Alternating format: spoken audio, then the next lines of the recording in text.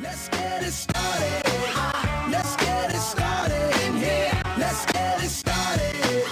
Let's get it started in here. Yeah. The views expressed by J. Michael McCoy are the views of the hosts and guests of Max World Live, and not necessarily the views of Webcast One Live, its staff, its management, the cleaning crew, Dave the electric guy, the guy who cleans the skywalk, the woman who brought in the cookies, the management staff of Hubble Real Estate, the parking lot attendant at Keck Parking, the wait staff over at Miss Kitty's, the coffee crew at Frederick's, the man in the street corner willing to work for food, Rob Spearman, Max Crabb, or anyone else of sound mind. Should you be offended, provoked, intimidated, shocked, confused, or just made to think independently, log on to MaxWorldLive.com right now. It's your voice we want to hear in Max World. And now, live from the palatial studios of Webcast One Live, your host, J. Michael McCoy. All right, thank you, Michael Libby. 23 days into the month of December, 2 days till Christmas. And have you been good? I mean, do you think Santa's going to bring you everything you want? We've got a new elf in our house. I think I'll have to petition him to get a readout on that, Mac. That's right. You had your 7th grandchild? This last year, and they thought it was time that we had our own elf. So the elf came to our house for the first time this year. Is it the elf on the shelf? Yes. Oh, yeah, I have a picture of you with the elf on the shelf. But, yeah, we're just 26, 27 hours away from Christmas Eve and then Christmas Day. It is just so amazing how time flies. But time doesn't fly. You know, I had a buddy of mine that used to, when I'd say I didn't have enough time, JD would look at me and say, Mac, you had all the time there was. Mm-hmm. You had the same amount of time as everybody else. Yeah, we need to be better stewards of it, don't we? Yeah, we should be. Tom Coates in the house today for our pre-Christmas show, and we've got a great guest today, and we want to roll right into it. I do want to tell you later on we're going to talk about the assassination of the police officers in New York and what's happening in this country as quickly as we can hardly open our newspapers and turn on our TVs. There is another murder. There's another assassination. There's something else going on. We're going to talk about that. Also, the Register put out the top 50 Republicans in the state. And top 50 Democrats prior to that.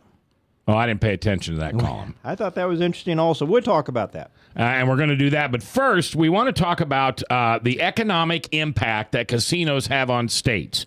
And on the phone with us is Professor Ernie Gross. Goss. I'm sorry, Goss. Goss. Ernie Goss. Goss, I'm sorry.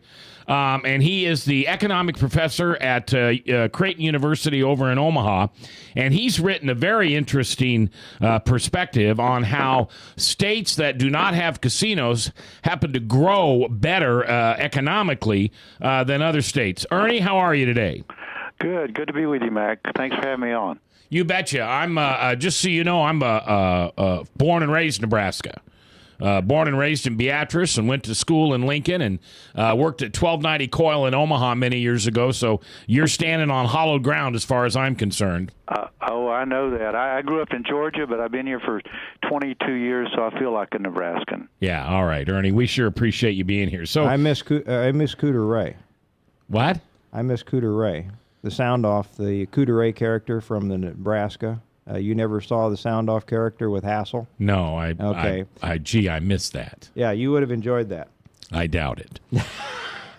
So, Ernie, there was this big report that came out that the billions and billions of dollars that casinos give to the states as benefits of having them there. In 2000, we went from 11 states having casinos. To 2012, we went to 23, and they're touting all these wonderful benefits. But according to your report, yeah, there may have been some economic growth in those states, but in those 27 states that chose not to have casinos, the economic growth is even greater. Tell us about that, would you please? That's right, Mag, and not only that, but the welfare benefits or payments were much greater in the casino. Now, these are commercial casino states, not tribal casino states. And as you say, there are 27 of the non-commercial casino states and 23 states, which, of course, includes Iowa. And the problem, when you have these impact studies like the one that was just recently released, the problem, they fail to count or consider the cannibalization spending in other industries. In other words, when you open a casino up, some of those dollars that go into the casino would have gone somewhere else in the Iowa economy, for example. So you have to do that offset, and they're not doing that. So that's my concern with an impact study. Now, Ernie, we've done this before, and Professor John Kent, when he's done some of his studies, he has referred to what you're talking about as, instead of a cost benefit, a benefit study. And you would agree with something along those lines? I would. In other words, if you're going to do an impact analysis, consider where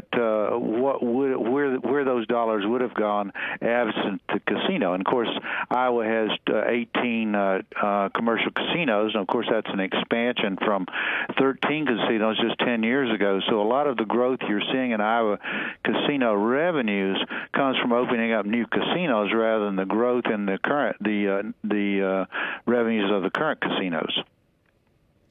Professor Ernie Goss is our guest. He is the economic professor at Creighton University. Who do you want, Ernie, to read your report, and what, therefore, should be the action that they should take? Well, in terms of reading the report, it's really a little overstatement, I think, to say it's a report. It was an essay, now, which is based on a book that I wrote at the University of Michigan Press, which is, of course, a good bit longer. But in terms of what I think individuals need to understand is these casinos are not, in my judgment, principally economic development. They are venues of entertainment. So as long as you approach them that way, understanding there are some costs, and you need to weigh those costs in. But to think that it's just a manna from heaven is just not correct. Do you believe that in states like Iowa, that reports like yours help slow down the growth of new casinos? Not at all. I think I wish I could say I've had some impact, and Earl Grennels or Kent or whomever, we keep talking and saying it, but the citizens want more of it. They see it as a voluntary tax. And my problem, of course, is that the states and localities, local governments, they're the ones that are addicted to casinos, in addition to the 2 or 3% of the population that are also addicted. But the major addiction is with the governments that get dependent on this 22% tax rate, and that's what it is. And you're right, Ernie, and that 22% is based on gross losses. Unlike most businesses that would look at their tax rate, Iowa was one of the higher corporate tax rate states in the country, and we talked about this, but the 12%, if you earn over $250,000, is after your expenses are deducted, and it's on your profit. This is, as you say, more of a sales tax. Let me throw this in, Ernie, so the public will know what you're talking about. In your report that came out, and coincidentally came out the day before this casino self-congratulatory piece came out, it showed that the growth in the non-casino states was 62.6 versus 54.8 for the casino states, and the job growth, that was the GDP, but the job growth was significantly lower, 5.5% compared to 8.7. These are they're not small differences here in the level of economic growth and job creation going on in the non-casino states versus the casino states. Can you speculate on why there's that much difference? Well, perhaps they're considering the tribal casinos, which I did not examine tribal casinos, and we may be looking at a different period of time. Those are two factors. And I'm looking at GDP growth, and I'm looking at total non-farm growth. So I'm not familiar. I have to say, as you said, my essay came out before their report, and it was just bad or good timing on my part. I don't know which, because I did not know their report was coming out. So, well, I think it was very good timing, because I got your report, and I got a call from the Des Moines Register reporter Bill Petrosky the very next day. So I thought the timing was excellent. Well, Well, perhaps we'll wait and see on that one, Mag. But again, the real key, whether it's X percent or this percent or whatever, we need to understand that this is a form of entertainment, and it's a high tax form of entertainment. When you go to the movie theater or when you go to other venues of entertainment, you may pay a sales tax of 7%. When you go in and leave your money at the casino, you pay 22%. That's on average in Iowa. Now, that's a big difference, and what happens is the governments get addicted to this revenue, so there's a motivation to expand. And as I said, Iowa's gone from, in 10 years, gone from 13 casinos to 18, about to become 19, and of course that was after Cedar Rapids was denied a casino, and one is opening up not too far from the casino that was not too far from Cedar Rapids. Well, and Ernie, we've talked about this before. Iowa is a convenience model for the casino gamblers. In fact, we were one of the first convenience models put in place in the entire country, and they kind of stood back and watched what happens. As you said, we cannibalize our own, versus a Las Vegas, which brings in a significant amount of their revenue from people that live quite a ways from those casinos, which makes a big difference in regards to the kind of economic model you're setting up. We talked the other day about Monaco and some other areas in the world where they've denied their citizenry the ability to gamble in their casinos and only invited the tourist in to gamble, so that the social pathologies that I think are hanging on your report, it's the cost, and that's what they want to ignore, the social cost of the pathologies of the problem and pathological gambler, which result in about half of their revenues coming from that small percent of the population that make this convenience model so destructive, and why it's depressing the growth in the casino states. Absolutely, and I call it eating your own economic seeds. In other words, what happens, of course, initially you may get casino goers from outside the state, but as you're saying, Mac, ultimately what happens is you just don't get the visitors from outside. Now, the casinos in Council Bluffs are a little different. They are getting a lot of Nebraskans in there, maybe to the tune of $80 million or so a year. So that's a little bit different. But again, you're talking about some of the social costs that land on the residents of Council Bluffs and also the residents of Omaha as well. So to deny those social costs is not correct. There you have a candy alcohol tobacco company over there. I'm trying to think of the name of it, but they were the victims of a multi-million-dollar embezzlement just this last year. Are you familiar with that one, Ernie? I'm not that familiar with it. I've heard about but there's a good deal of embezzlement because, as I said earlier, there are about 2 or 3% of individuals that are problem gamblers or habitual gamblers, and so once you have, if you're an addict, and that's outside the government, which of course are addicts as well, addicted to the revenues, you have to find the money to support your habit, whether it's heroin or whether it's casinos. It's still very destructive. Good analogy, Ernie. Now, we speculated off the air the other day. I don't know if you were in on the discussion, but the fact that the casinos are putting this out and trumpeting it now means probably one of two things. Either they want something or they're afraid of something. And what I think they might be afraid of here in the state of Iowa, Ernie, is that Cedar Rapids wants a casino and they're not letting them in. And they promised that if they would allow another casino over in Cedar Rapids, that it would open up smoke-free. And that, I think, terrifies the rest of the casinos. I think they understand their model so well that they understand. In fact, I had a conversation with Wes Ericke about a year or so ago when this subject came up, and he told me that there was a casino out east that had embraced the non-smoking model. Only within 6 months to put a for sale sign up on their casino, they went busted. That's right. And casinos, typically, they progress from, for example, being on river boats and requiring trips down the river to being moored to being land-based. Land-based, and then in the interior. And for example, you've got casinos in Altoona, you've got casinos in a casino in Osceola.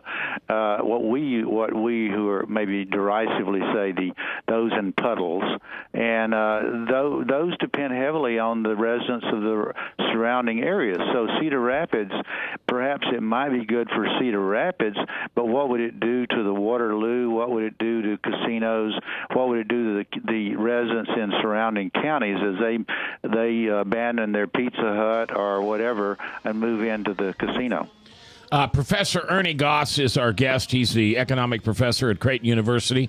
Ernie, if you just hold on through the break, I've got a couple questions I'd like to ask you after the break, and then we'll go on to this terrible tragedy that's going across the nation with police people being assassinated, and what can we do, if anything? That's coming up live on Max World with Tom Coates here on The View from a Pew on KTIA.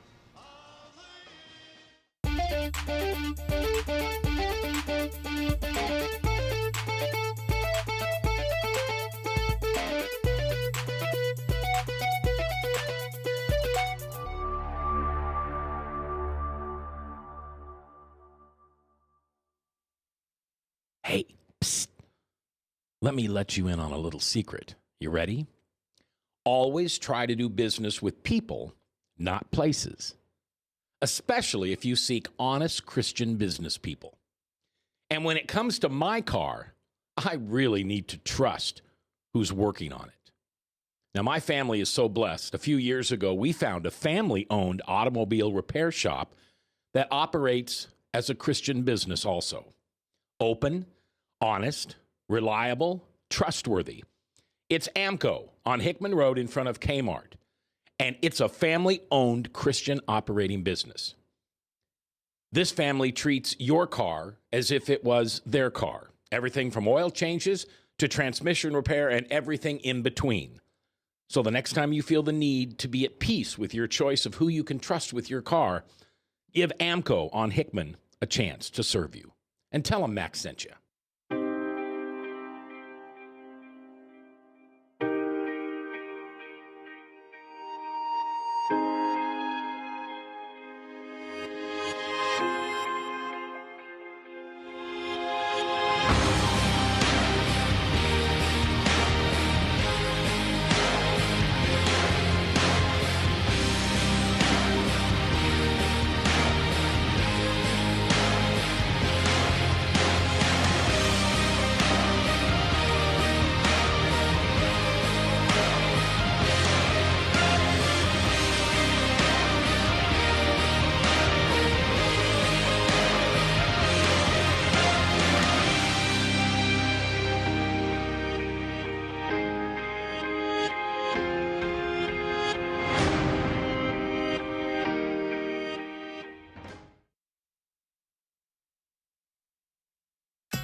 Credit cards are like grandkids. They love you, sometimes get out of control, and it's fun to get a new one. Who can stop them from piling on?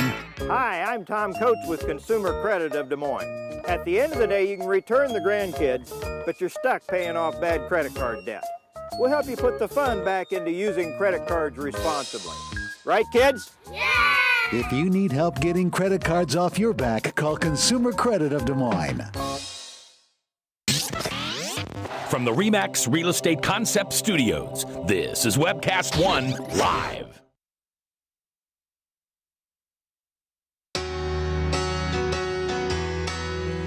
All right, 21 minutes after the hour, a little later on, the top 50 Republicans in the state of Iowa. Can you name them? Can you name one? Can you name 5 without Googling it? I bet I can't. We'll have that conversation, and next, the police assassinations around the country. What are we going to do about it? I asked the professor to hold on just a few minutes because I had a couple questions I wanted to ask him. So, Professor Ernie Goss from the Economic Department at Creighton University, thanks for hanging on. I want to be a devil's advocate for a minute. Okay. Now, I don't go to casinos. I've never enjoyed blackjack. I've just never been enjoyed any of that stuff. I think, like Tom, I'm too tight with the money that I make.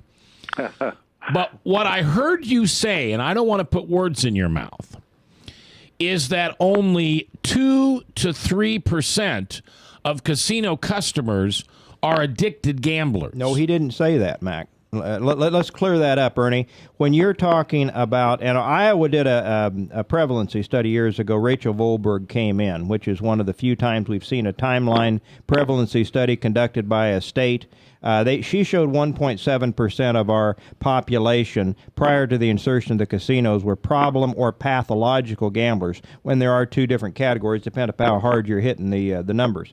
It went to 5.4% within a few years of the casino's opening. So there is that direct access that will increase the potential. Now, what he is not saying is that 2 to 3% of the customers that go into the casinos are that way. He's saying a state population, anywhere from 2 to 5%. The National Gambling Impact Study Commission that I testified in front of, Mac, declared that in a state like Iowa, probably between problem and pathological, you could look at about 5%. It was, I think, between 1 and 2 hardcore pathological. But what it does indicate that small percentage of the population is going disproportionately and losing disproportionately. Earl Grinnell's study showed that 50% of a casino like Prairie Meadows that is targeted on their natives is getting their revenues from that small percentage. I think that's an important distinction to clear up, and I'm glad you asked it. So it's 5% of the population.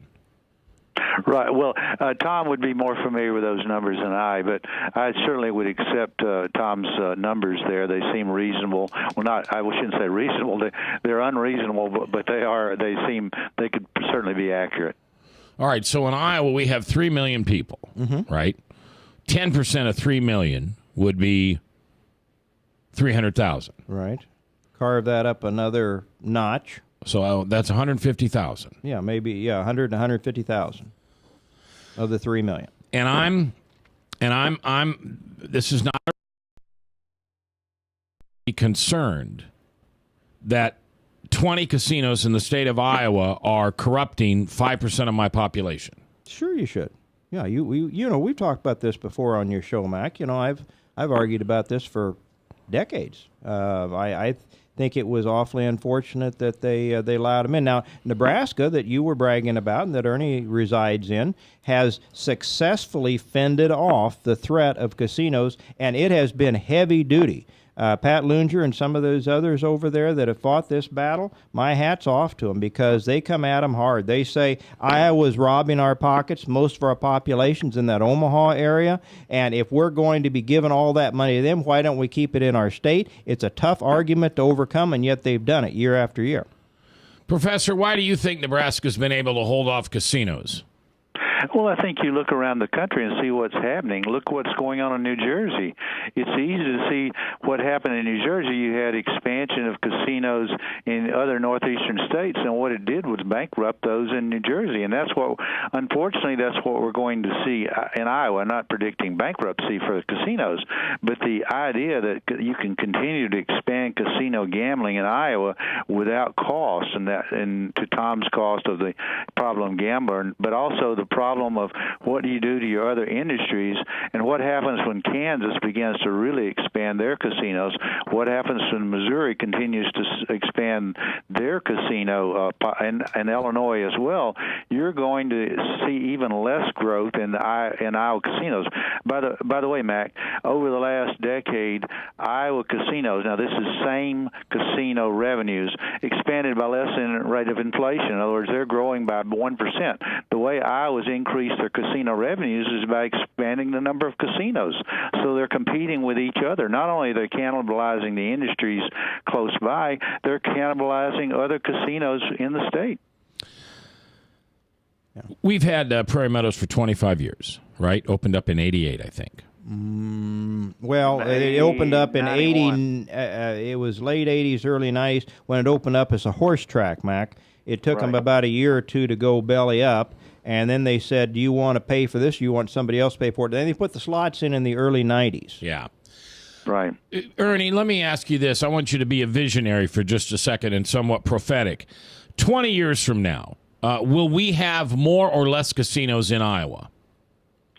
I think Mac and economists have never been labeled as visionaries or prophetic, but given that, you'd have to believe there will be more casinos, unfortunately. And what happens is you just, instead of being these what you call a destination casino, there'll be more and more what we call convenience casinos, which mean they'll drain the population in the state, drain their revenues from populations in the state.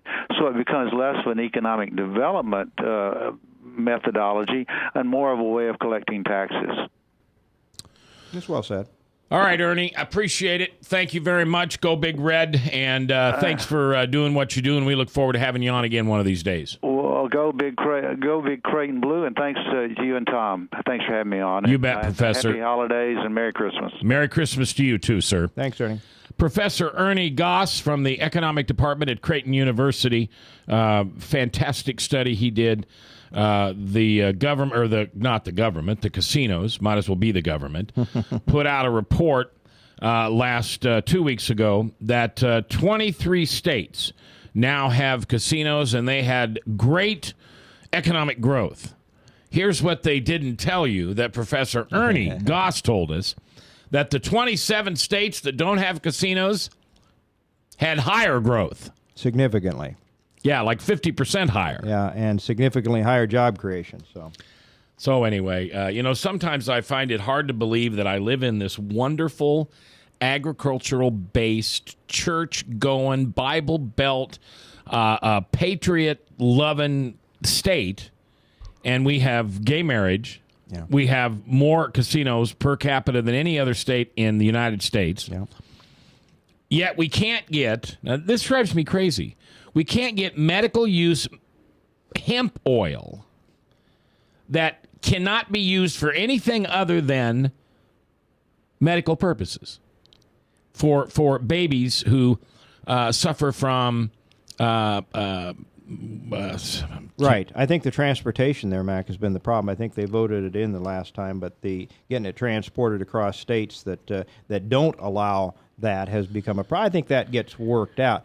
Mac, let's go back for just a second on this whole addiction area. Ernie touched on the idea that if we were to legalize heroin or cocaine, that in a short period of time, we would probably double, triple, quadruple the number of addicts out here. But the government would give you the same rationale. Well, people are going to do it anyway, so they're going to use it. We might as well regulate it, take the criminal element out, tax it, which is, of course, their biggest opportunity. And I don't know if your public listening to this understood the difference in these taxes. 22% for riverboats, 24% for land-based. It sounds high, but when you calculate that it's off the gross losses, we're talking about most businesses would take all their costs and take that from the revenues, and then their net profit would be taxed, not on the casinos, and that's why the government is so anxious, as Ernie says, to get in here. If you ended up legalizing cocaine tomorrow, let's step ahead of the marijuana debate, and let's go to cocaine. That'll never happen. A lot of people said, you already said a lot of things going on today with gay marriage, casinos, legalization of marijuana in some of the states. A lot of people said those things would never happen. Well, they're happening now. So let's step ahead one more step, and let's legalize cocaine for the same reasons. You're going to double, triple, quadruple the number of addicts. You're going to increase the pathologies that cost all of us, because in a welfare state, we all end up paying for our neighbors' misdeeds when they fall into the social safety net. And they're going to say, oh, well, but look at, and if they do it like the casinos, they say, oh, look at the benefits. We're generating $1 billion a year in the state of Iowa on taxes. But what we've created is, like Professor John Kent said, $3 cost for every dollar you generate in the casinos. It would be similar on a cocaine thing. Tom, what's going to happen? Maybe after you and I are long gone. But what's going to happen when those of us working and paying taxes are far, far, far outweighed by those with their hands out for welfare? I don't know history well enough to know what happens. Atlas Shrugged.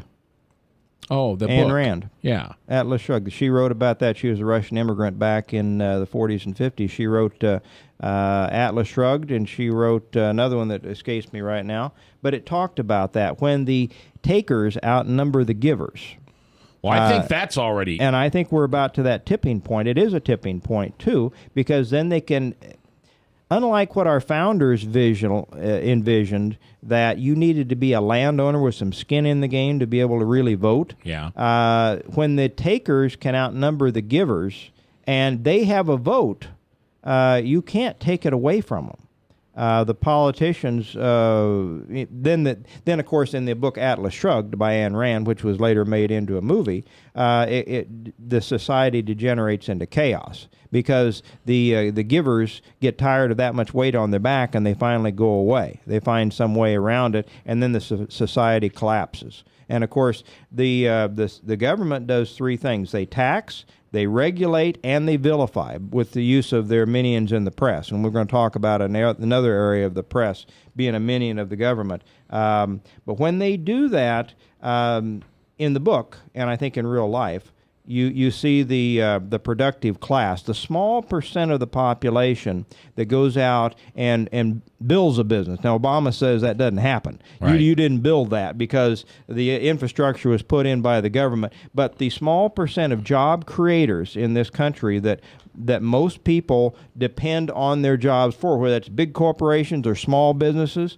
those were created by people with an idea and enough drive and ingenuity to make it happen. That's what the free market system is, and that's what makes us run. And that's why we're still, even given all the regulations, taxes, and crap that we've got to go through, it still beats most of the alternative. But it's slowing down, and we are in the latter stages of this economic wave.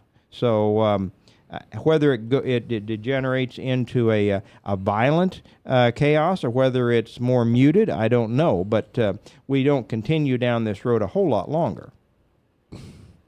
Couldn't we say it's begun? Oh, I think it has. And we're in the latter stages of there are different cycles, different waves to talk about. I read about one I hadn't heard about for a long time just today called the Kondratiev wave.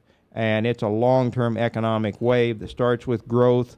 It goes to a plateau stage, and finally the deflationary depression is the last stage of that.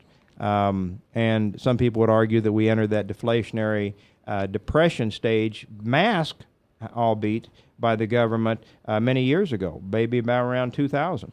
All right, we're gonna take our next break, but we're gonna very nicely transition into what has become just something horrible that's going on in our country, and that is the assassination of police people.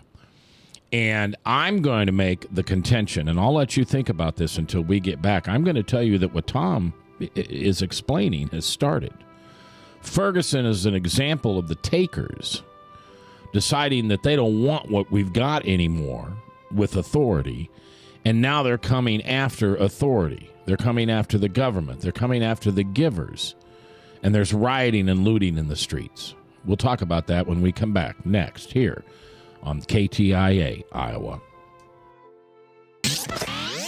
From the RE/MAX Real Estate Concept Studios, this is Webcast One Live.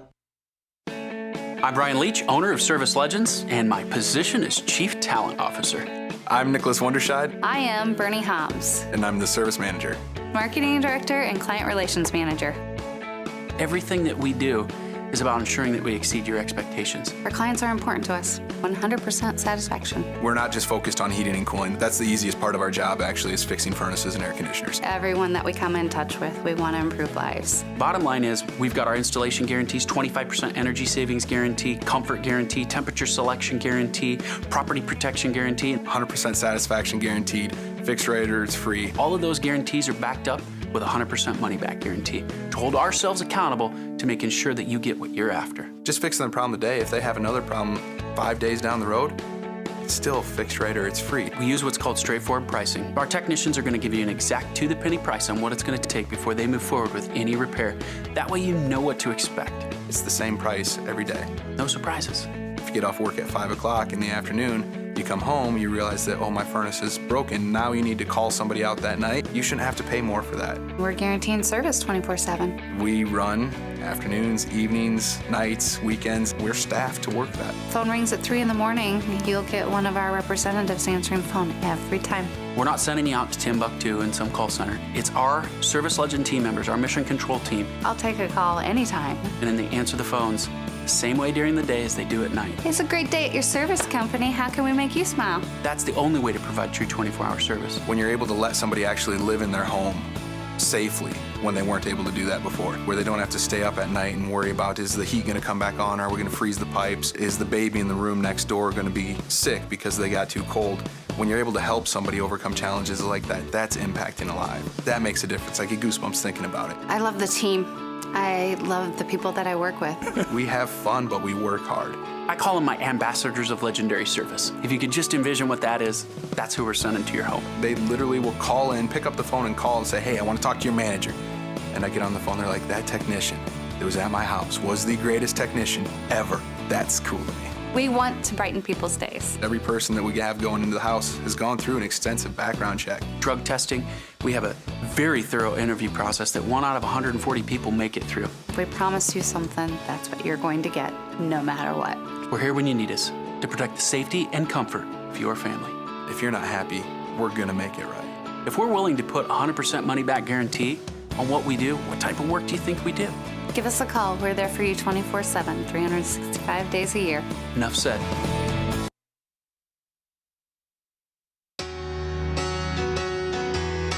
All right, welcome back. 22 minutes before the top of the hour. Salem Radio Network News, and then Michael Mudloff from Westkirk Presbyterian Church.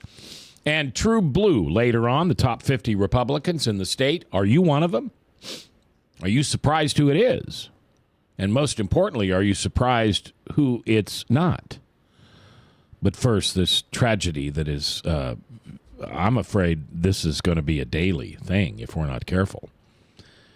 These police people, and I don't say policemen because we have policemen and women, so I'm trying to be gender respectable. And I don't know what you can believe on social network. And I don't really believe what MSNBC tells me. And I am a smart enough guy to know that Fox swings the other way.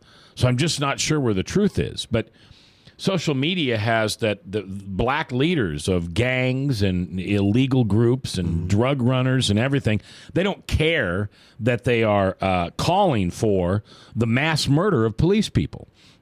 They're already hoodlums. This isn't going to add to anything is significant on their rap sheet. Right. But if I'm a follower of one of these groups and the word goes out that I get to kill police people and it'll be sanctified by my head hoodlum, I'm concerned. I'm concerned in every size community across the country. How do you stop something like that? Well, and this last guy, Mac, that assassinated the 2 cops in New York that we're going to talk about, actually there's evidence he was a career criminal, been arrested like 19 times, but he may well have been a Muslim convert. He changed his name, and so you've got that angle of terrorism as well. And he quoted from the Quran in his manifesto at the end and stuff like that. I mean, but of course you hear that a white police officer, now, and I'm not, these are not my words. These are the words on NBC News. Let's go back to Ferguson a month and a half ago. A white police officer has gunned down and murdered a young black boy in the streets of Ferguson, Missouri. Now, that's the headline. Oh, yes. But yet, when a Muslim terrorist-trained manifesto leading, did you hear what he left? He said, for every one you take, we're going to take 2. That was in his writing. Yeah. Where's that? Yeah, and he traveled from Baltimore to New York to make that statement. Of course, he killed himself, but a lot of the Muslim extremists do blow themselves up, kill themselves, just to get at the enemy. It's interesting, Mac. We can go back to this administration back some years ago, back when his buddy Gates had a run-in with the law there in Massachusetts, and Obama says the cops acted stupidly, and he had to back up on that. We had the Trayvon Martin thing down in Florida. He said if I had a fictional son that he would look like Trayvon, and we saw the pictures of him when he was a younger, cute little kid, not when he was an older, grown-up thug.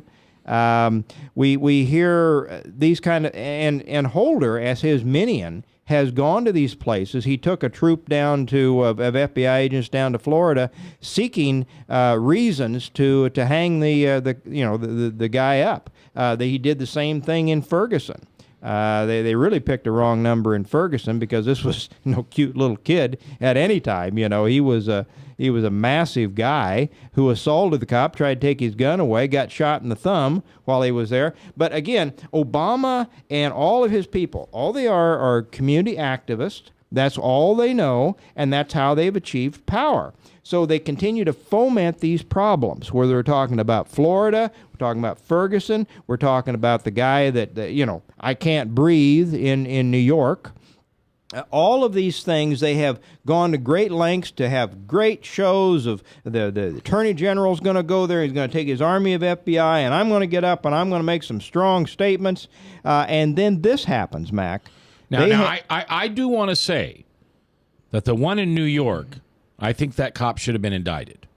I'm not saying found guilty. Yeah. But I think there was enough evidence there to bring him before a trial. Yeah. Well, that could be. But the point is, a lot of people voted for Barack Obama thinking that he was going to heal the nation of its racial strife and for once and for all bring us back together. He's done nothing but the opposite. Right. Anytime we've had any racial incidents, he's been front and center to go on the mic in the front of the cameras and decry this. He's got a guy in New York, a far-left guy named de Blasio, who's the mayor. Same kind of thing. He went up in front of the cameras the day that fellow was taken down. The two fellows. Well, yeah, and he said that he was concerned because his black wife and he have a biracial son, and the cops are responsible for taking care of him, and he wasn't at all convinced of the cops. He's been antagonistic toward the cops. They turned their back on him the other day, and when he had a chance to do the right thing, step up in front of those cameras and those mics for over an hour yesterday, he didn't apologize once. In fact, he accused the media, which I think the media is culpable too, but he's accusing them, you're only focused on the negative. Those that are chanting, what do we want? We want dead cops. When do we want it? We want it now.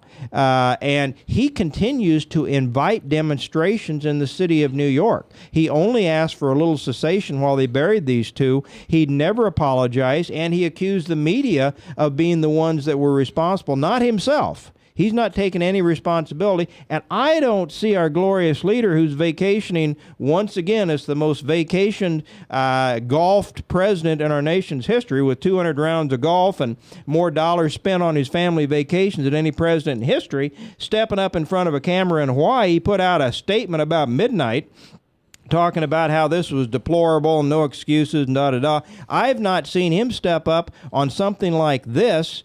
And again, this is a dereliction of duty.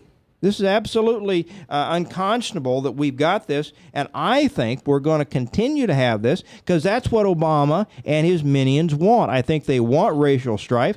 They would welcome another uprising like we had in the 60s where we had demonstrations and riots in the streets in all the major cities. Why? Why do they want this? What's the end game that fits their narrative? I think it's ultimate. I mean, it's not money with these people. It's power.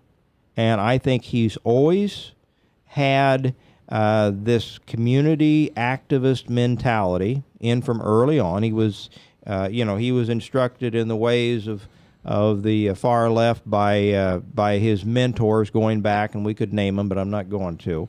And I think he thinks that rather than give this back up and have establishment continue, the pendulum swings back to Republicans, I think there's a thought that with enough racial uprising that perhaps he could maintain power. Now, I know some people call me a nut job by thinking that he could enforce martial law on the streets between now and the elections in 2016, but it would not surprise me he has reached wide and far on his agenda, Mac, to do things that we would have said a few years ago he couldn't do. He himself said a few years ago he couldn't do the immigration thing that he did. Right. Then he did. So do not discount the possibility that he's looking at maybe fomenting so much problems that martial law would have to be declared, and he would have to stay in there as our leader. De facto dictator. Is the underlining opportunity also here for more gun control? Could that be? Yeah, it would have to be, and that's one of their biggest problems is that on a per capita basis, this country has more arms out there in their population than any other country you can shake a stick at, which makes us, and our founding fathers found it advisable to make sure that you could arm a citizenry militia. Do we still have Black Panthers? Yeah, they were in evidence. In fact, Eric Holder refused to indict the new Black Panthers on the voting rights violations that happened in Philadelphia back in the I don't remember which election it was. But the new Black Panthers were also in evidence in Ferguson. They were they flew in, and they were one of the organized groups that were leading the violent demonstrations and the ultimate burning of Ferguson, Missouri. So, yes, we do have those kind of people. The Holder's attitude is that you can't be convicted of hate crimes or racial crimes if you're a minority. When we come back, the top 50 Republicans in the state of Iowa, are you on that list? More importantly, are you surprised who's not? Who are the power brokers of the future on the Republican side in Iowa? That's next here on Mac's World with Tom Coates on The Truth, 99.3.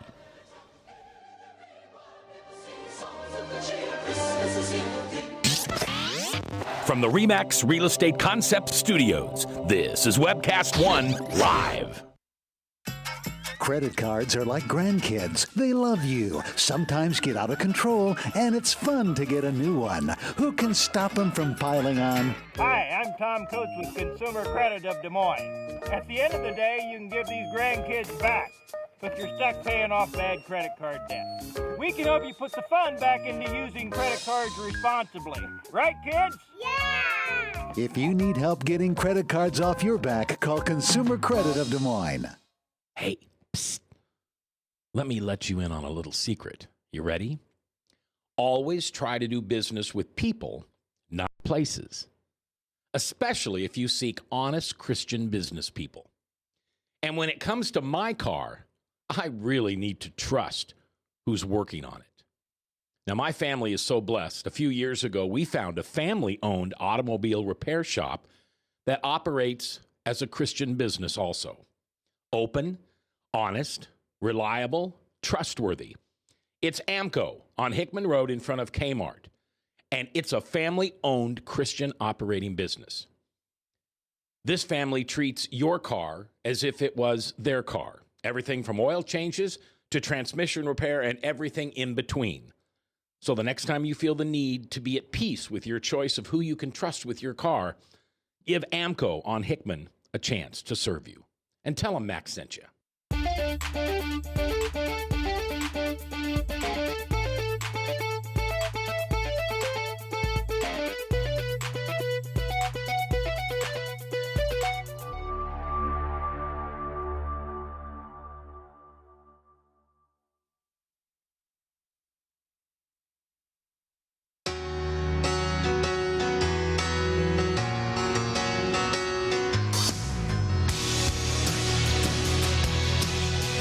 10 minutes before the top of the hour on this 23rd day of December.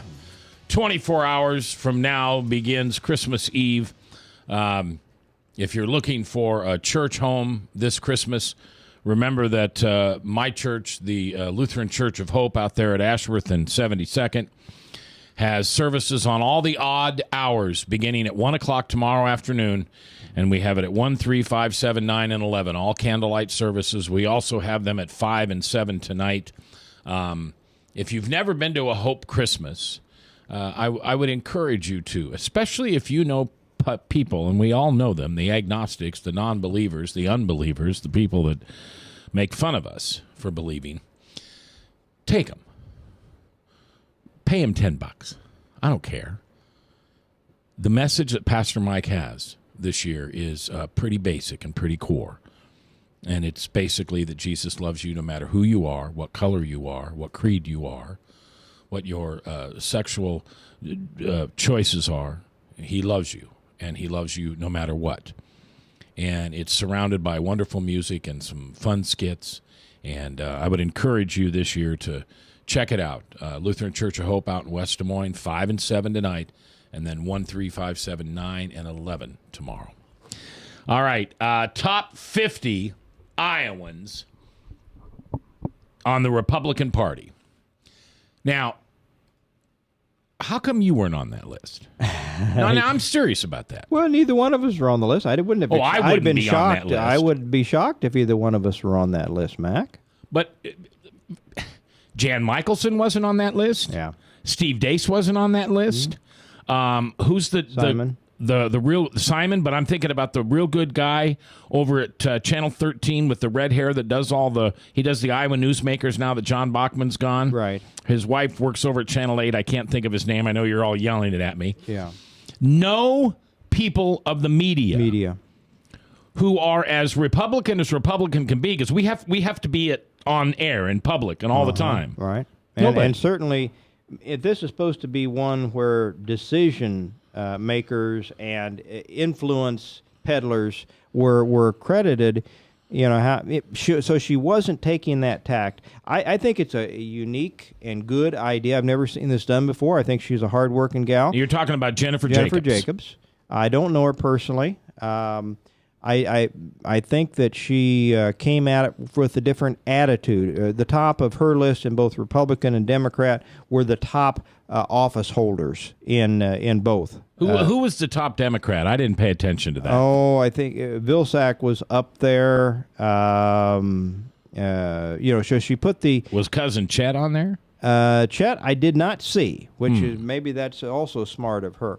But she put for Republicans and Democrats top office holders. I don't necessarily agree with that. And as I told you off the air, I look at the Democrats and I just scratched my head. I don't know, maybe she hasn't been in the state and around this long enough to understand the power that a guy named Bill Knapp really has. She put him in there at 13, but that's not high enough. Well, that guy's got to be top 4 or 5. He's the godfather, and I would argue, I remember they had a dust-up between he and Harkin when Harkin backed Mayor Preston Daniels, and he was backing his friend Jim County for mayor. And County was a Republican, so I guess Harkin must have assumed it was all right. He heard that Bill Knapp was quite angry with him for publicly endorsing and assisting Preston Daniels, and he kept calling, and every time he'd call Knapp would curse at him and slam the phone down, and Harkin would jump around, continue to call and say, "Oh, please, Bill, I'm very sorry. What can I do to make it up to you?" So that's the kind of power that a guy like Bill Knapp has. I saw Gary Kirk at the workout center the other day. I hollered number 17 at him, and he came back around the track and said, "Well, it's just an excuse for people to call me and ask me for money." Well, let's run down the list. Of course, top is Branstad, then Grassley. Surprisingly, Joni Ernst. I mean, I understand that she should be in there, but she hasn't even taken Congress yet. She's the third most powerful GOP. I don't. Tom Latham, then Steve King, then Kim Reynolds. Yeah. I like Kim. We're personal friends, so don't take offense to this, Kim, but I don't know how she gets to number 6. But I'll tell you what really blew me away was number 7. I saw that. I didn't agree with that either. Bob Vanderplaats. I think she's misreading things, but... Man, don't give that guy too much credit. Jeff Kaufman comes in at number 8. Number 9 is Matt Hinch. He's a Dallas County Republican. Number 10 is Matt Strawn, one of the smartest communicators in the party. 41 years old. He's the former head of the Republican Party. And then we get into 11, Judy Davidson. Kyle Krause, number 12. Now, you're going to put, now just think about this. You're going to put Kyle Krause at 12 and Bill Knapp at 13. Think about that. No, it comes with, I think, not having enough background experience. Well, our mutual friend Steve Scheffler is quite a ways down the list. He's the party chair, and he's been heading up the Iowa Faith and Freedom Coalition for a long time. I would think that he would rank a lot higher than some of the people we're talking about here. You and I fell in love with Sam Clovis this last year. What a great guy. Yeah. He's at 13? Yeah. I mean, I love you, Sam, but how'd you get to 13 from nowhere? Yeah. This is subjective on her part, I guess. And then we continue to scroll. And it just goes on and on and on. And Steve Scheffler made the list, but he was quite a ways down. Tamara, who we had on the show last week, didn't even make the top 50. See, I don't agree with that either. And she's the chairwoman. She's the national chairwoman of the Republican the state of Party. Iowa. Yeah. So, I mean, I don't know. I mean, it's a nice thought. I appreciated the thought. It's nice to see what somebody else thought. I guess yours and my thoughts on where that 50 is would be different. I think she way overestimates the power that Bob Vander Plaats has. He's self-promoted himself up to position. I guess she thinks that he has as much power as he thinks. Well, I suppose it's because of the judges. You know, I mean, he did get those judges. Well, he didn't do it single-handedly. Takes credit what for he it. did was he identified proper antipathy for that judicial decision on marriage and jumped in front of it and claimed credit for it. I applaud him on one hand for his ability to hype himself as well as he does, but I think they way overestimate his own individual power in this state. County and Kirk come in 16th and 17th. You know, and finally at 19, you get somebody who is either isn't in power or doesn't have money. Yeah. And that's a pastor in Sioux City, Kerry Gordon. He's been on this show, and he's the one that challenged the Des Moines he challenged the IRS to come. I'm gonna talk about whatever I want to talk about. I'm gonna back any political candidate. I was happy to see him. Yes. In there, and then it goes on. But I don't know. Jennifer Jacobs. It'd be fun to interview her and find out just how she put that list together. Again, I understand that she's a bit liberal, but I applaud her efforts, and you and I would just pick a different 50, I think. All right, you have a wonderful Christmas Eve and Christmas Day, and Tom and I will see you next week. And until then, just forgive. Just love, create relationships, just forgive. It's the greatest gift you can give to yourself. Merry Christmas. Let it snow, let it snow, let it snow.